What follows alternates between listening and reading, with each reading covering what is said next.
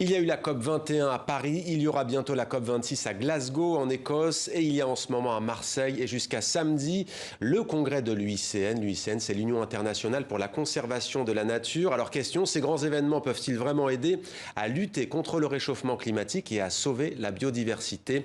Avec nous pour en parler, Heidi Sevestre, bonsoir. Bonsoir. Soyez la bienvenue sur TV5 Monde. Vous êtes géographe, glaciologue également et vous préparez activement, on va le voir, la COP 26 en direct de Marseille. Maud Lelièvre, merci beaucoup d'être avec nous en direct dans 64 minutes. Vous êtes la présidente du comité français de l'UICN. La première question, elle est pour vous. On entend beaucoup parler de l'UICN depuis quelques jours, notamment avec la liste rouge des animaux en danger, des dizaines de milliers tout de même. Quel est le but de ce congrès? À quoi sert-il? Merci de votre invitation. Le Congrès mondial de la nature réunit à la fois les États, comme l'on retrouve dans les COP, et puis de l'autre côté les membres de l'UICN qui sont des membres internationaux, que peuvent être des ONG, des agences, des représentants du monde scientifique. Et tous ensemble, avec ces deux parties, États et membres, nous décidons ensemble du plan d'action, de la nouvelle stratégie au niveau international pour préserver la biodiversité, mais aussi pour agir avec le climat. Dans un premier temps, c'est alerter aussi, pas plus tard qu'hier, vous disiez qu'un tiers des espèces d'arbres étaient menacées d'extinction. Alerter, c'est la base? Alerter, mais surtout avoir la connaissance, comprendre, c'est le rôle de l'UICN lorsqu'elle publie des listes rouges des espèces, pour savoir ce qui va bien, ce qui va moins bien. Il y a 2 jours, cette liste a été publiée à nouveau sur le plan international et parmi les exemples, la disparition du dragon de Komodo, qui est pourtant dans un site protégé, mais qui subit les effets du réchauffement climatique et qui va disparaître si on ne fait rien. Restez avec nous, Maud Lelièvre. Heidi Sevestre, je me tourne vers vous. Peut-être une réaction justement sur ce grand rendez-vous à Marseille, dont on parle beaucoup, qui est médiatisé. Pour vous, quelle peut en être l'utilité profonde?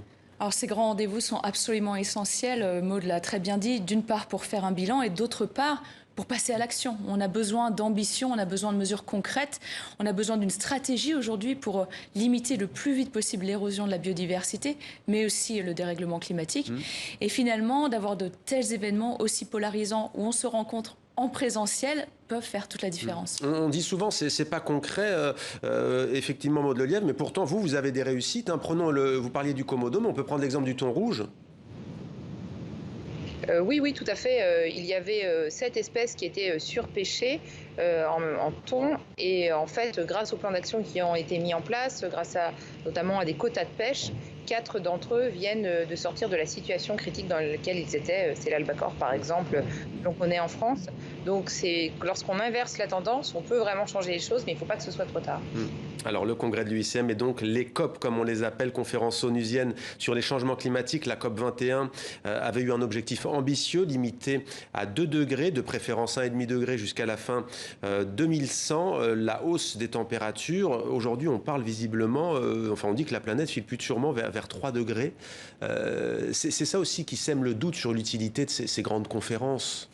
Alors, j'insiste sur le fait que ces grandes conférences sont absolument essentielles aujourd'hui. On est un petit peu en retard par rapport à la COP du climat, à la COP 26. Elle aurait dû avoir lieu l'année dernière. Elle a lieu cette année au mois de novembre à Glasgow. Elles sont essentielles parce qu'on fait un bilan. On demande à tous les pays du monde qui font partie de la Convention sur le dérèglement climatique d'annoncer leur stratégie pour lutter contre le dérèglement climatique. Et la deadline pour soumettre ces stratégies, c'est la COP 26 à Glasgow. Donc on attend beaucoup des pays, on attend énormément d'ambition et on attend aussi des plans précis d'adaptation face au dérèglement climatique. C'est d'une chose assez importante de lutter contre le dérèglement climatique, on va quand même en subir une partie des conséquences, il va falloir s'adapter. Et comment vous, en tant que glaciologue, vous participez justement à cette COP26? Alors j'ai la chance d'y participer et de coordonner un pavillon qui sera dans la zone bleue, c'est la zone des négociations. Notre objectif, c'est d'inviter parmi les meilleurs scientifiques au monde, beaucoup de glaciologues, à parler de leur science, à faire un état de l'art, expliquer là où on en est aujourd'hui et inviter à la même table les négociateurs du climat, inviter les décideurs politiques pour que tous ensemble, on arrive à augmenter cette ambition et à passer à l'action. Alors on a beaucoup vu cet été les catastrophes, notamment ces incendies gigantesques à travers le monde, les tempêtes aussi, l'ouragan Aïda il y a quelques jours, mais il y a un phénomène plutôt méconnu, ça se passe en Inde. La foudre, semble-t-il, frappe de plus en plus, en tout cas ça c'est un fait, mais est-ce dû au réchauffement climatique? Mevalo nous en dit plus. Traumatisé, Faizoudine ne quitte plus son lit. Le mois dernier, une randonnée entre amis a tourné à la tragédie. Mes amis sont tombés sur le sol, face contre terre, lorsque la foudre a frappé, et je suis tombé sur la tête. Mes mains et mes jambes étaient raides comme des pierres, seuls mes yeux étaient ouverts, et je ne sentais plus aucune autre partie de mon corps. J'ai été frappé par la foudre 3 fois et j'étais inconscient. Faizoudine, 21 ans, est le seul survivant. Ce jour-là, les 4 jeunes hommes décident de se rendre au fort d'Ember, qui domine la ville de Jaipur, capitale de l'État du Rajasthan dans le nord de l'Inde. Ils venaient de gravir ces marches qui mènent à cette tour de guet lorsque la foudre a frappé. La foudre est le phénomène naturel le plus meurtrier en Inde. Le nombre de morts a doublé depuis les années 60. 2500 personnes en moyenne sont tuées chaque année. Les experts pointent du doigt l'activité humaine et ses conséquences sur le climat. Plus l'environnement est endommagé, plus les cas de foudre sont nombreux. Cela se traduit par la déforestation, l'épuisement des masses d'eau, la bétonisation, l'industrialisation, l'émission de gaz à effet de serre. J'essaie de faire comprendre aux gens que le changement climatique est la cause première de la foudre et que la foudre est plutôt la conséquence extrême du changement climatique. Nous devons donc tous prendre des mesures en faveur du climat à tous les niveaux, individuels et collectifs. En Inde, entre avril 2020 et mars 2021, la foudre a frappé plus de 18 millions de fois. Un chiffre en augmentation de 34% par rapport à l'année précédente. La population est peu informée sur la façon de se protéger, les monuments et les immeubles rarement équipés de paratonnerres, alors que les frappes sont toujours plus puissantes et les villes de plus en plus touchées. Et un jour, si nous continuons comme ça, nous aurons des boules de feu qui tomberont. Et si elles tombent dans une zone à forte densité, des centaines et des milliers de personnes mourront. L'expert et son organisation mettent en place des campagnes de sensibilisation, espérant réduire de 80% les pertes humaines et animales, grâce à l'éducation et la mise en place de dispositifs de protection adaptés. Voilà donc pour cette conséquence sans doute du réchauffement climatique. Maud Lelièvre en direct de Marseille. J'aimerais vous entendre tout de même sur la nouvelle donne, si l'on peut dire, avec la pandémie. Au début, il y a 1 an et demi, on entendait beaucoup dire qu'il y a une prise de conscience collective dans le monde sur le fait qu'il faut respecter la biodiversité, les habitats des animaux notamment. C'était au moment où la piste du pangolin était privilégiée. Ça s'est un peu dissipé, non ? Pas tellement, non. En fait, je pense qu'on a réussi à convaincre que les zoonoses viennent de la déforestation, de l'agriculture industrielle et de la mondialisation. Si on superpose la carte des zoonoses émergentes et la carte de la déforestation, ce sont les mêmes. Les pathogènes ne sont pas distribués sur la planète par hasard et quand on stresse les écosystèmes, on stresse les espèces, alors on favorise l'apparition de nos zoonoses. C'est 5 nouvelles maladies par an et on ne trouvera pas un vaccin pour toutes les maladies. Donc je pense plutôt qu'on a réussi à convaincre sur cette crise et puis aussi sur un deuxième sujet qui est le lien entre biodiversité et climat. Il a plu au mois d'août au Groenland à 3000 mètres d'altitude, il a fait 6 degrés, c'est inédit, c'est le moins qu'on puisse dire. Dans quelle mesure est-ce inquiétant ?